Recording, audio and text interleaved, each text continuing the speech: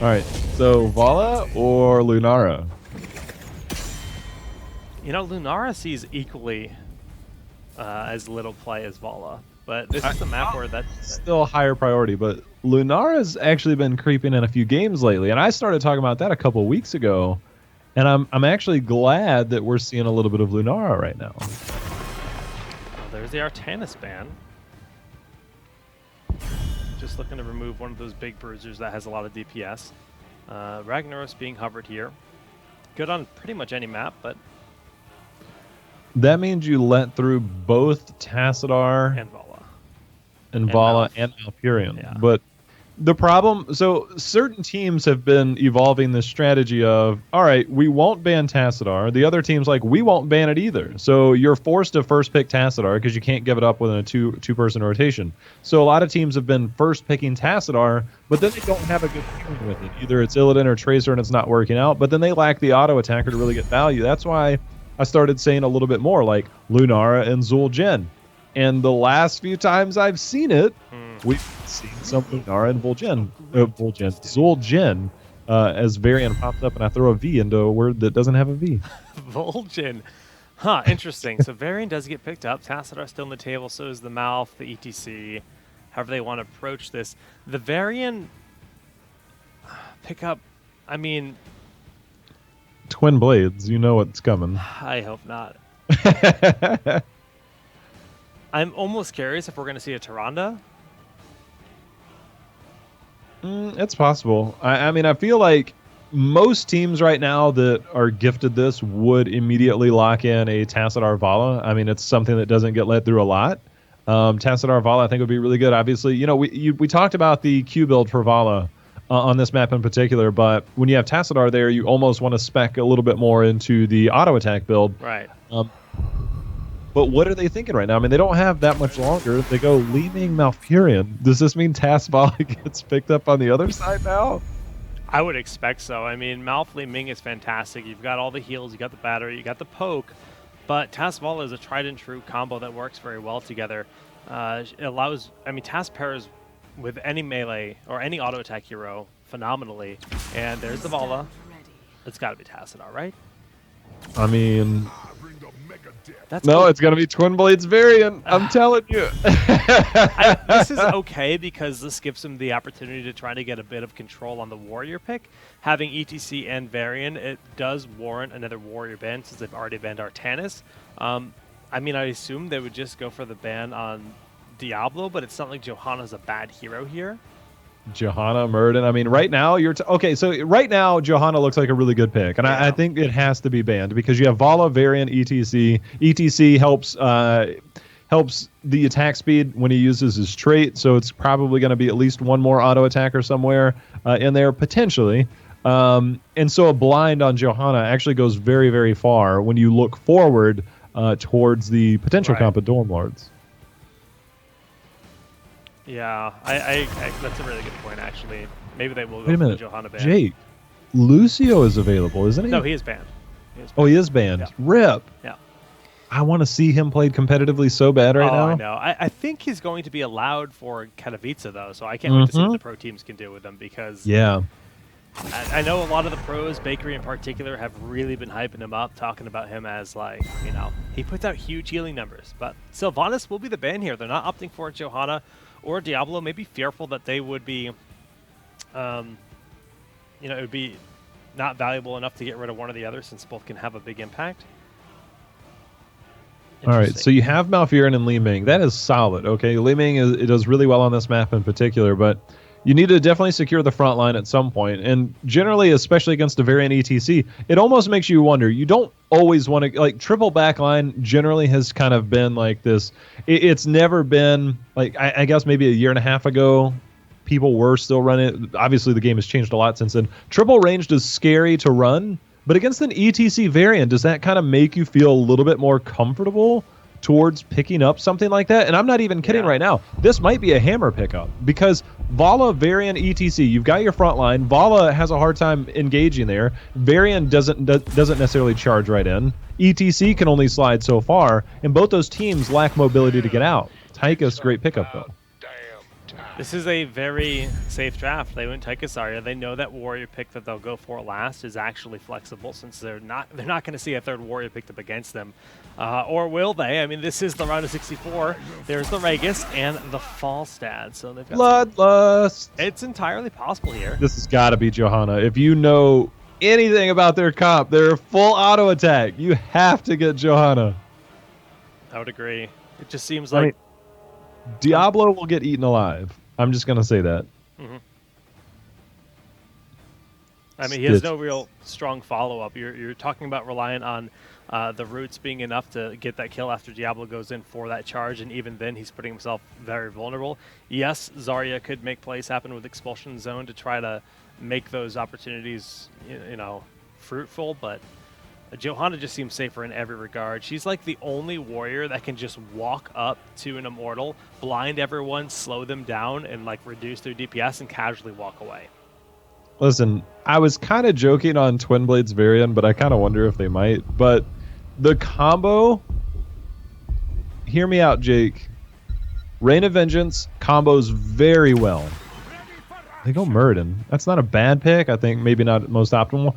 But Vala combos very well with Varian with Reign of Vengeance. Yeah, and Falstad can do a little bit of burst damage here as well.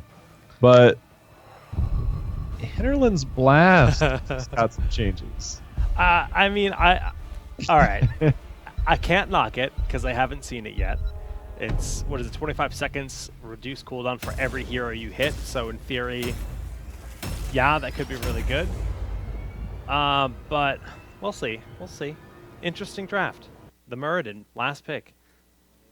I am fearful of basically any type of power slide into a Varian charge with a taunt. I mean, Malfurion is going to have to be super, super quick on cleanses. Zarya is going to have to make sure and save that protective bubble for allies.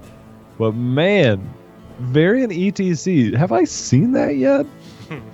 That's interesting. We have, for sure. It's just so much control once you get level 4 on Varian.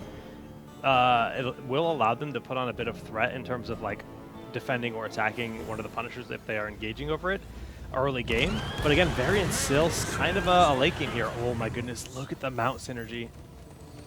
Is that the WoW mount? The new one? You've got me. I have had, like, when I was in the Philippines, I had zero access to a computer outside of when we were at the studio, and we were working the entire time. So yeah. I didn't get to play for a full week, and I came back and I've been working on Heroes stuff. So. Well, if you guys haven't seen the new promotion they have for playing 15 games as WoW Heroes with a friend, that you can get a free mount, and I believe that is it. I have not actually gone through and done that myself yet, but here we go into game number 1. Can the DormLords defend the honor of casters everywhere? If you need friends, I mean, you can friend me. I'll play with you. Oh, that's so kind of you, J-How. Okay, so I'm just going to talk about it. Li Ming Force Armor reduces or gives you spell armor, and you get multiple charges when you hit with magic missiles. There's not a lot of spell damage coming out on the other side, and if you're talking about fighting over the Immortals in this particular battleground, it really seems like you would go for something a little bit like you can get mad. It's a very safe spot.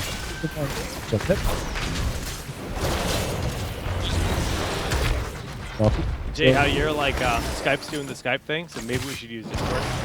Oh.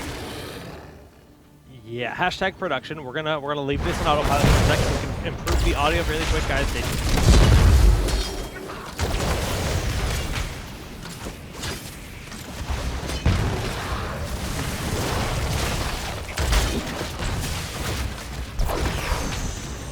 Hello? All right, we are back on in there. Haloran in the front, taking a lot of damage from that Li Ming poke. But the 4v4 here in the bottom lane is pretty even in terms of the damage output on each side.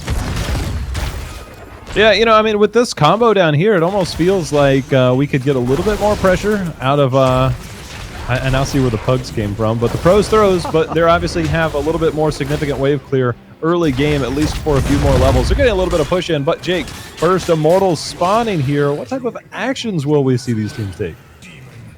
You see the full rotation all the way up to the top. A little longer journey considering the 4-man was in the bottom.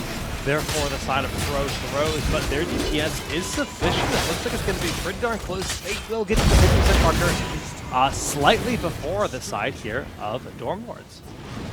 Yeah, you know, they've got a lot of really good damage early on. It's only going to scale up a little bit more obvious. So we are seeing Q build Vala, and I think Pros Throws recognize that, so they're being a little bit aggressive, posturing up, pushing them back.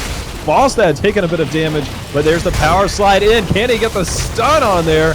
And there they go, 2 people rooted. Oh. Combo, Haloran, bye-bye. The resets one after another, triple kill pick up just like that. And, you know, I feel like that could have gone differently if they were level 4, but without that stun on Varian, they just didn't have the oomph for that play to really work out for them. And we commonly do not see these defensive postures at the early stages of the Immortals work out. But look at this, another, oh, never mind. Chain heal comes through at the last second on Infro.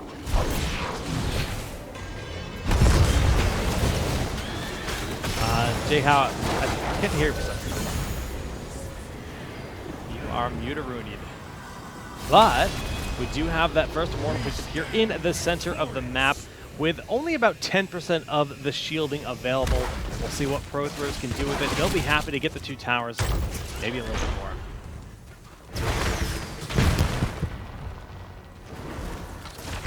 And all right, well, they're starting to siege on up here.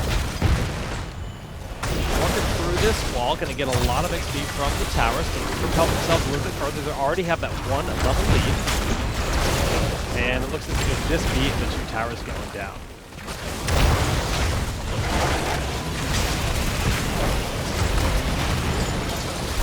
Roots are down just so they can get their safe retreat. They'll back on up. Bottom lane is Varian versus Muradin, and Pugs, not Drugs, will be doing A-OK versus Haloran on the Varian. Hello? Welcome back, buddy. I think that was more application issues. I've run into this before. I just had to restart real quick. So there we go. But, all right, early lead here for Pro Throws, teaching the DormLords a lesson early game. Yeah, they really just got those Leeming combos to full value in that first fight. But I'm curious what things are going to look like now. I mean, Varian, we always talk about him as being a little bit more of a late-game hero. Once he's level 10, he really becomes a relevant threat, whether he goes for taunt, which, you know, could be really quite nice here. We don't see a lot of variations on the level 10 for him. Taunt is the go-to. And as you mentioned when we were in the draft, there's a lot of good follow-ups from the power slides and Grand Vengeance to really just find that blow-up on a single target. But would he try something like Twin Blades? I don't know the last time I saw a variation on level 10. I'm pretty sure it's probably never. Not since like the initial release of him, at least.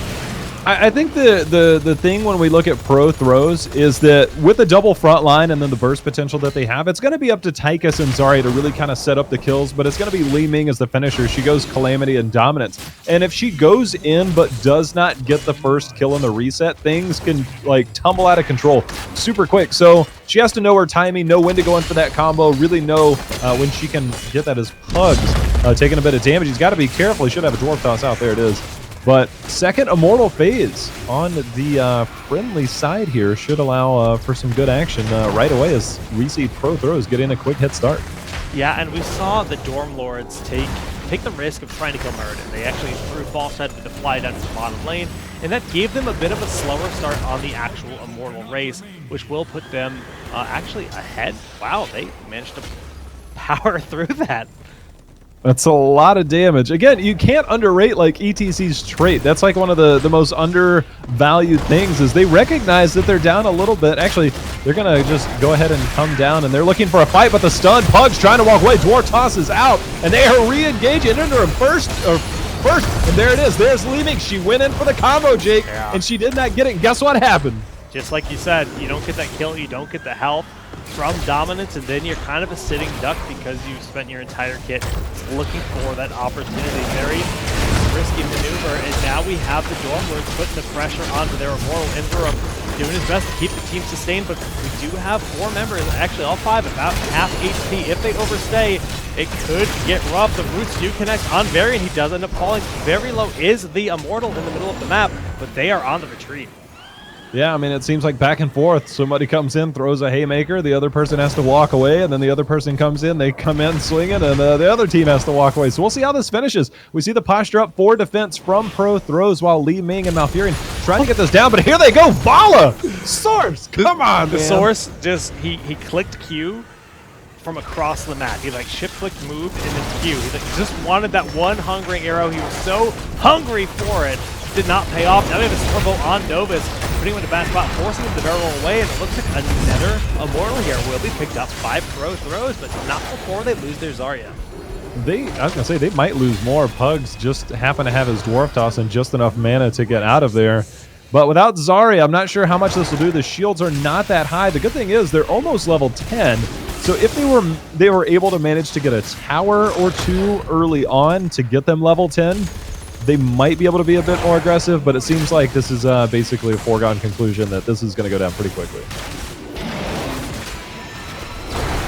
All right, well, yeah, the walls are going to take a heavy beating for sure, but the Immortal, as you mentioned, just about down. Unfortunately, no level 10 here on the side of DormLords, so they need to be careful as they are down that heroic tier at this moment. They do have soak in both lanes. They just got to play passively, concede maybe a couple aggressive Khazar camps from the top and bottom of the map. Beyond that, shouldn't be too much deficit for them. They're looking for the fight without 10, a very risky play. The Twilight Dream will get the kill on Inverum. Novus throwing out the Hammerang after the barrel roll. They need to play passive here without heroics. Listen, I'm just going to say I think the pressure is getting to DormLords. They've been on the big screen all week for a while. They're in California. They're like, look, we can talk about other teams. It's easy. And then they get on screen. They're like, wait a minute. So this is what the other teams go through. Well, that's going to be point number 1. Level lead being held onto. That Khazar camp, as mentioned, now being worked on. And this is just, you know, the classic. You just kind of stay one step ahead of your opponent. You find those fights at with your advantage, and you take them handily. Listen, you can talk about mounts all you want. That Li Ming skin. Uh-oh, there's the expulsion zone. The cleanse, I think, came out onto False that he was being chased by a bunch of orbs, a bunch of particle grenades there. Has the Mighty Gust away. That was might have been a little bit preemptive, but on a short cooldown. The invade, they're looking for it. False Head is not here. No Gust available. That's typically your big zone control. Rain of Vengeance onto 2, but ETC just taking too much damage. The power slide in retreat. Oh my goodness, Ancestral Heal, he holds onto it, does not want to commit to it. Oh man, things Pro Throws. Who are these people? They come in for an invade on the enemy team's camp knowing the timing would be there. Maybe they saw somebody in lane, but they're already rotating down. They've got a full level lead. 6 kills to 2, and they're already getting another head start. Can DormLords burst it down like they have? But look at those health bars! They catch up just like that. It's almost dead even. Yeah, like and 26 difference. Everything's going to be ready. They have Gus once again. You now have Variant at 10. This is going to be the first real 5v5 team fight with Taunt available. Drill has more or less been wasted. They can burn through it very quickly. Expulsion Zone also going down. This fight now looking quite good here on the side of DormLords. But as I say that, the poke is too threatening, and they do end up spending Gus. Yeah, they took quite a bit of damage there. I'm surprised we're seeing an early back from ETC. He had plenty of mana. His health just wasn't there. This is risky. Two of them commit to poking on in when they don't have eyes on the enemy team. Now you have False Head poking from the top. They're trying to, you know, confuse their opponents, but they're also spreading themselves pretty darn thin. Power Slide's doing nothing. Hugs not thugs. Getting hit by the heavy DPS, but the Ancestral will be good on Haloran to stay here on the fight. The taunt onto Zarya. Can they burst her down? No, Malfurion has too much healing, and now they will end up losing False Head. All that energy that Zarya just gained, but Pugs is forced to use Avatar, but I'm not sure if he's going to get out of there. Expulsion Zone has been used. Twilight Dream is blowing people up as 2 people now go down.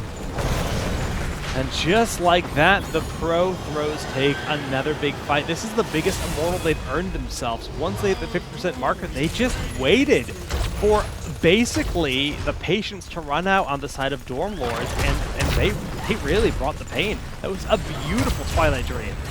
You think Zarya high-fived Mouth, or excuse me, Murden high-fived Zarya and Mouth on the way out? Like, thanks guys, I was dead there. That expulsion zone was clutch because they could not get into range to finish the kill, but nicely done. But they've got a little bit healthier Punisher. They're in a much better position to push here with the 13 talent tier advantage. Yeah, they really are. I guess it's nice to have Varian soaking, but without him here on the defense, there's no threat of that taunt, of that single target lockdown. And they're using this advantage to full effect. That Immortal still has some of the shielding, and this keep is actually in a bad spot. You know, this is actually a really good time. This is why I think I would have preferred Odin to begin with, but if all else fails, you can plop down your drill, help secure this, but it seems pretty easy. Expulsion zone going out behind it. Keith has been taken. They're looking to take a little bit. If they get a pick or two, they can threaten core, but I think this is the time we just back out. I don't think this is the time. Jake, are they going for game here? Hard. He realizes this is actually a threat because they are pressuring forward to keep the stage dive in. Just going to connect on Veros, but a beautiful knockback, keeping him away. Ancestral use quite early, but the gust is good. Can they find a kill in this fight? Seems like they're trying. Pugs, he doesn't have... How does he walk away from that? Cleanse is used. Can they keep up? Oh! Lost that wide! Oh, the DormLords, they are feeling the pressure right now. 3 levels down. 30 seconds left on this camp. They might even have that stolen after the Khazra camps are picked up. He ate that entire combo to the face. His health bar just disappeared. Feels bad, man. And you saw they wanted that fight so bad. Inverum, Cleanse, Variant. Through the roots, just so they could keep chasing, but didn't work out. I understand Pro Throws was jockeying for position, maybe had an idea they might be able to, but there comes a certain point with the Immortals not really a threat. Then you just find yourself fighting into the enemy cores. We see the roots go down onto ETC. He's going to go ahead and power slide. That might have been a little bit early. His expulsion zone is locked in the source. That expulsion zone was beautiful. The source had no options after that. And down he goes. Falstead's in the top still, but 3 level deficit, 16 to 13, with the Immortals up in 20 seconds. Remember that fallen shop of Kip that was 30 seconds away? Now it's going to be stolen and keep them even further pressure on the base.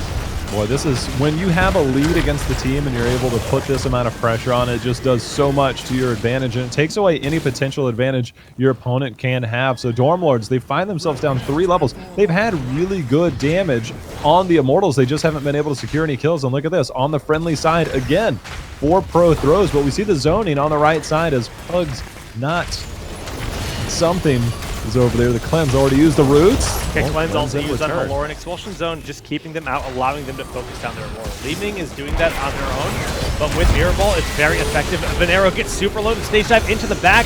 Also, the silence there on Halor, but Ancestral will top him off. He needs to engage hard. Pugs Not Drugs might go down here. The Gust secluding him a little bit, but they cannot find that last hit.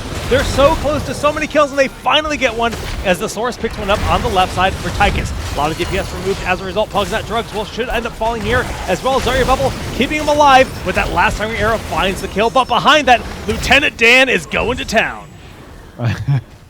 Ice Cream. 2 for 2 trade, and that was all due to the Li Ming reset. Got one, ended up getting a second, but that was a tough fight. DormLords, that could have been a lot worse. They don't really find themselves obtaining too much damage onto the Immortal just yet. They might be looking to re-engage. Expulsion Zone was used again on the backside.